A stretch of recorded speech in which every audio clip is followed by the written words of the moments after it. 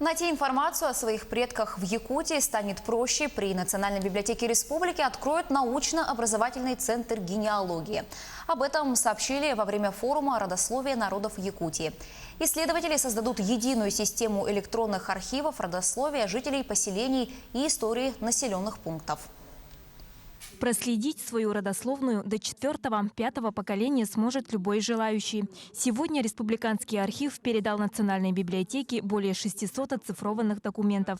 Это посемейные списки всероссийской переписи населения 1926-28 годов. Эта перепись является наиболее полной, и первой советской переписью 1926 года.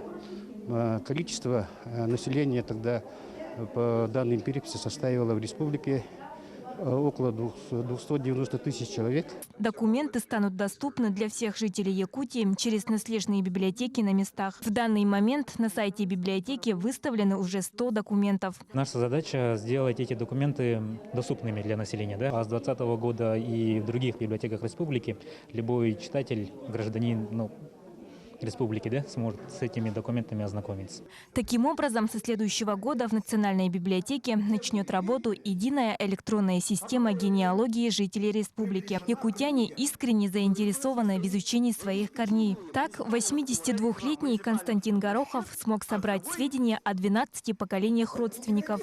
Информацию о своих предках он искал в архивах в течение 3 лет.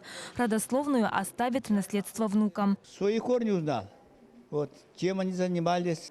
Мой прадед был князь наслега. Моя прабабушка родом из Абыйского района, оказывается.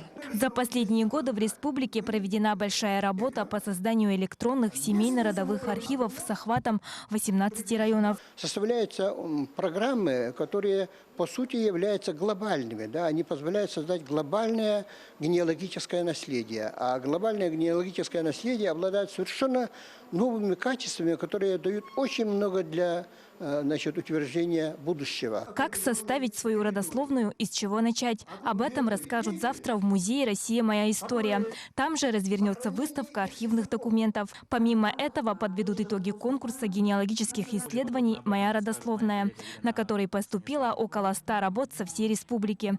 Саргалана Федорова, Григорий Хлопков, Якутск.